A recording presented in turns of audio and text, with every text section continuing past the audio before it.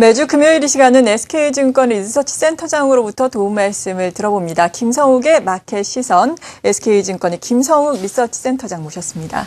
안녕하세요. 네, 안녕하십니까. 네, 먼저 어제 시장에 상당히 충격을 준 것이 일본 증시의 폭락이었습니다. 물론 여러 가지 배경에 대한 이야기가 분분하지만 일단은 일본의 국채금리 상승이 큰 몫을 했다라는 이야기도 나오고 있는데요. 양적 완화에 대한 지금 부작용이 일어나고 있다라는 분석이거든요. 이에 따라서 앞으로 일본의 양적 완화 정책에 좀 제동이 걸릴 수 있을까요? 어떻게 봐야 될까요? 예, 뭐 결론부터 말씀드리면 지금으로서는 시장이 과연 이제 일본 정책 당국자들을 흔들 수 있을 것인가 라는 측면에서 보면은 아직은 아닌 것 같습니다. 그래서 양적 완화에 대한 일본의 그 특히 아베의 뭐 개인적인 특수성도 있지 않습니까? 뭐 보수적인 색깔도 있고 해서 워낙 배팅을 심하게 걸어놓은 상태입니다. 네. 그래서 이런 양적 완화 정책의 지속 가능성은 뭐 여전하다라고 보여지고요.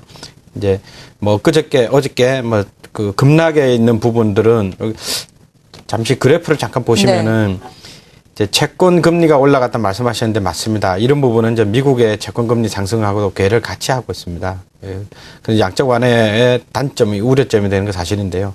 이제 크레딧 디폴트 스왑이라 그러죠. 일본의 CDS 스왑도 그 살짝 올라갔습니다. 그래서 일본에 대한 전반적인 뭐 우려점이 뭐 같이 좀 등장한 면이 있다라는 그런 시장의 판단이 있었고요. 그래서 따라서 앞으로 그 정책 당국자와 그다음에 그 시장 간의 그 치열한 또 나름대로의 또 그 전투가 벌어질 것으로 예상이 됩니다. 네. 그래도 정책 당국 입장에서는 양적 완화 기조는 계속해서 이어갈 것이다 이렇게 보시는 거죠. 예, 그렇습니다. 네. 일각에서는 하지만 이렇게 부작용이 나오면서 엔화 약세가 급격하게 좀 둔화가 되지 않을까라고 생각을 하는데 이 부분도 그렇다면 약간 퀘스천 마크를 달고 계신 건가요?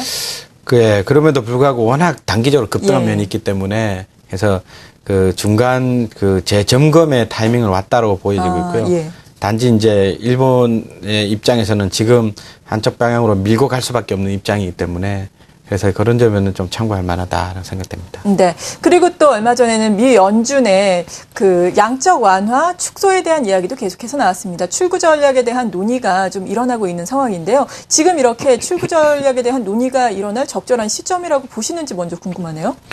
예, 지금 날이 갈수록 출구 전략에 대한 얘기가 많이 나있죠. 그래서 워낙 그 경제 주체들에 대한 뭐 예민한 문제이기 때문에 이해관계를 많이 바꿔놓을 수 있습니다. 그래서 그런데 사실 핵심적인 내용은 그렇습니다. 경제 상황에 대해서 지금 판단을 어떻게 할 것인가.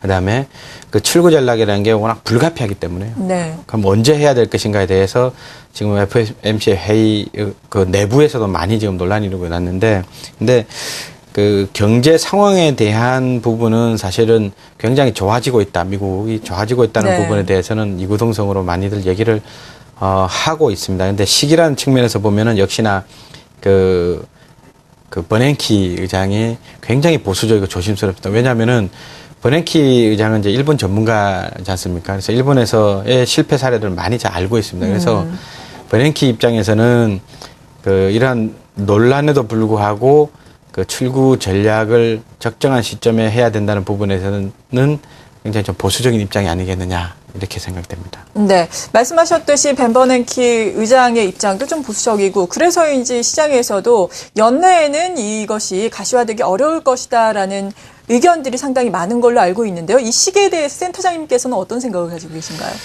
예, 뭐 그저께 그 의회에 나가서 발언한 것도 이제 뭐 수개월 내에는 할 수 있다 이렇게 말을 했다고 합니다. 근데 아니야 될까 이제 언젠가는 해야 되는 사항입니다. 근데 이게 전략이라는 의미가 이게 양적 완화를 출구 정책의 시행이 아니라 전략이라는 의미가 그만큼 그 시장과 소통을 하면서 해야 되는 부분인데 과연 이제 언제 해야 되는 부분은 아마도 그 한 3단계로 나눠서도 생각해 볼 수 있다고 생각됩니다. 무슨 말씀이냐면은 시장과 그만큼 소통이 필요하고요. 그다음에 계획에 대해서 좀 구체적으로 발표를 할 타이밍이 분명히 있을 것이라 예상이 되고요. 그다음에 마지막 단계로 실제로 그 액션에 들어갈 그런 한 3가지 정도의 단계를 밟을 것으로 예상이 되는데 문제는 그 워낙 보수적인 입장이기 때문에 그 본격적인 시행은 뭐 빨라도 올해 말 근처가 되지 않을까라고 생각이 되고요. 그 전에 구체적인 계획은 지금 하반기에 그 9월 달 정도에 FOMC 9월 중순에 미팅이 있습니다. 그래서 9월 그 정도 타이밍에 구체적인 계획을 좀 발표를 하고 그 전까지, 그러니까 지금부터 약 3개월 정도는 시장과의 소통을 계속하면서 시장도 적응하게 하고 또 시장 나오는 경제 지표도 봐가면서 그런 절차가 진행되지 않을까 이렇게 생각됩니다. 네, 그렇죠. 출구 전략은 언젠가는 또 일어나야 할 일이기 때문에 이러한 부분에 대해서 또 말씀을 해주신 것처럼 계속해서 소통이 있을 것이기 때문에 아주 큰 충격은 없을 것이다라는 말씀이죠. 예, 그렇습니다. 네. 그리고 주요국의 양적 완화 논란이 글로벌 유동성 흐름에도 또 영향을 계속해서 미치게 되는데요. 앞으로는 어떨 것으로 예상을 하시고 이것이 또 국내 증시에는 어떤 영향을 미칠 것으로 보시나요? 지금으로서는 물론 네. 그 양적 완화 축소가 시장에 단기적이나마 영향을 미칠 수 있다라고 보는 게 맞는 예. 것 같습니다. 이제 앞서 말씀드린 대로 이거를 시장과 소통을 어떻게 해서 어떤 절차에서 노련하게 그 번영기가 잘 해내갈지가 핵심 과제인데요. 네. 근데 그 출구 전략을 한다고 하더라도 과연 유동성이라는 측면에서 과연 뭐 직접적으로 굉장히 줄일 수 있느냐는 부분 또 별개의 문제인 것 같습니다. 왜냐하면은 유동성은 그 양적 완화라는 게 이제 돈을 찍어내서 자산을 매입하는 건데 돈을 찍어낸 만큼 유동성이 그 승수라는 효과를 통해서 많이 증가를 해야 되는데 사실 그 부분이 미약한 상황입니다. 그래서 유동성이 양적 완화를 축소 또는 뭐 중지에도 불구하고 유동성의 감소폭은 예상보다는 크지 않을 수 있다라는 측면이고요. 근데 구체적으로 우리나라의 경우로 들어와서 보면은 사실 우리나라가 지금 디커플링이나 뭐다 해가서 크게 혜택 본 게 많지 그렇죠, 않습니다. 예. 그래서 유동성 축소 논란에도 불구하고 우리나라가 양적 완화의 뭐 출구 전략으로부터 피해를 얼마만큼 볼 것인가에 대해서는 단기적인 시각은 저도 이제 인정합니다만 중장기적으로는 기업 실적이라든지 오히려 미국의 경기 수요가 좋아짐으로써의 혜택이 또 그걸 커버할 수 있기 때문에 그래서 너무 선제적으로 비관적으로 볼 필요는 없다라고 보여집니다. 네, 그러니까 단기적으로 물론 조정은 불가피하겠지만 앞서서도 말씀하신 것처럼 아주 큰 충격은 아니겠다 이런 말씀이신 거죠. 예. 네. 그리고 또 중요한 것이 앞서서도 말씀을 드렸듯이 중국의 제조업 지표입니다. 어제 HSBC 중국의 제조업 PMI 속보치가 50을 하회하면서 많이들 우려가 커지고 있어요. 이에 따라서 중국에서 좀 경기 부양책이 나오면은 좋겠는데 일단 또 전문가들의 이야기를 들어보니까 중국에서 인위적인 경기 부양책은 나오기 또 힘들 것이다 이런 이야기가 있어요. 어떻게 봐야 되겠습니까? 지금 신정부지 않습니까? 중국도. 근데 지금 1년도 뭐 채 안 됐는데 그동안 이제 하겠다라고 한 거를 뒤엎을 수는 사실 없거든요. 근데 그동안에 하겠다는 내용이 뭐냐면은 양적 완화보다는 양적 성장보다는 질적 성장을 초점을 많이 두고 있습니다. 그래서 그런 의미에서 보면은 인위적인 양적 성장에 대해서는 사실 기대하기 어렵고 뭐 정책 당국자도 입으로 직접 얘기를 하고 있습니다. 그런 측면에서 보면은 이제 지금 목표가 중국이 이제 7.5%의 GDP 성장을 목표로 하고 있는데 사실 그 정도 수준만 돼도 중국 당국자로서는 뭐 성공적이라고 분명히 자평할 가능성이 높습니다. 그래서 그 정도에 대해서 우리 시장 참가자들이 예상을 해야 되는 게 맞지 않겠느냐라고 보여지고 있고요. 단지 이제 우리나라가 이제 중국에 대한 의존성 내지는 나름대로 경제적 의미는 생각보다 좀 큽니다. 그래서 단순히 수출 비중이 뭐 20%가 이상이 된다라는 측면도 있지만 부가가치 측면에서 보면은 중국으로 좀 뭐 소위 말하는 돈 되는 것들 많이 수출을 하고 있습니다. 그래서 그런 측면에서 그 생산지로서의 중국도 있지만 소비지로서의 중국들이 그 점점 증가하고 있는 측면에서 중국이 저렇게 그나마 그 양적 성장을 덜 한다는 거는 사실 악재긴 악재입니다. 그래서 그와 관련된 우리나라의 경제 지표라든지 아니면은 산업 섹터, 뭐 종목, 기업에 대해서 좀 관심을 가질 필요는 있습니다. 네.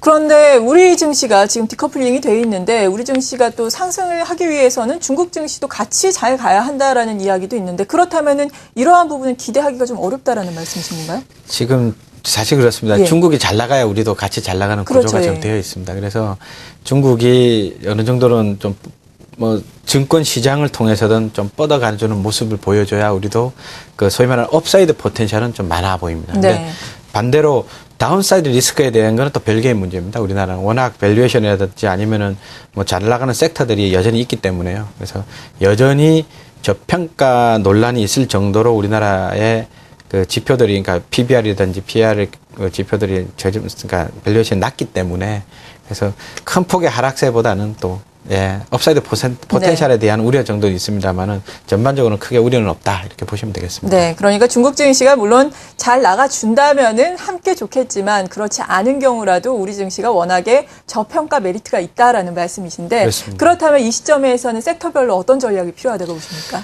일단은 큰 그림에서 이제 기존에 이렇게 추세적인 시장이 이렇게 미국이든 일본, 유럽의 선진국 시장에서 나타났다면은 이제는 트레이딩 시장 개념으로 이제 횡보나 리스크 관리 측면, 돈 변동성 확대 측면이 나타나지 않겠습니까? 네. 그래서 그런 측면에서 보면은 우리나라도 이제 전체적인 수준을 같이 고려를 해야 되겠는데요. 근데 그럼에도 불구하고 단기적으로 높은 변동성에 적응하는 가장 좋은 방법은 매수할 때 조금 성급하지 않게 좀 빠졌을 때 그때 사는 매수 방법이 제일 낫고요. 그다음에 섹터별로는 사실은 말씀드린 내용입니다. 그러니까 중국 관련주에 대해서 네. 좀 보수적으로 보고 그다음에 그 상품 원유나 그러니까 유가나 이런 그 상품된 그 종목들도 다소 좀 조심스럽게 접근할 필요가 있습니다. 반대로 뭐 미국의 경제 수혜라든지 등등의 그 우리나라 경쟁력 높은 여전히 IT나 아니면 아예 우리 내수 종목 중에 그 IT, 인터넷, 그런 종목들은 여전히 잘 나갈 것이 아닌가 해서 명암이 상당히 엇갈리지 않을까 이렇게 생각이 됩니다. 네. 그러니까 조정을 받았을 때 좀 여유롭게 접근하는 전략이 유효하겠고요. 중국 관련주보다는 미국 경기와 관련한 종목들을 조금 더 관심을 갖자라고 결론을 내주셨습니다. 오늘 이렇게 김성욱의 마켓 시선 SK증권의 김성욱 센터장으로부터 좋은 말씀 들어봤습니다. 감사합니다. 예, 감사합니다.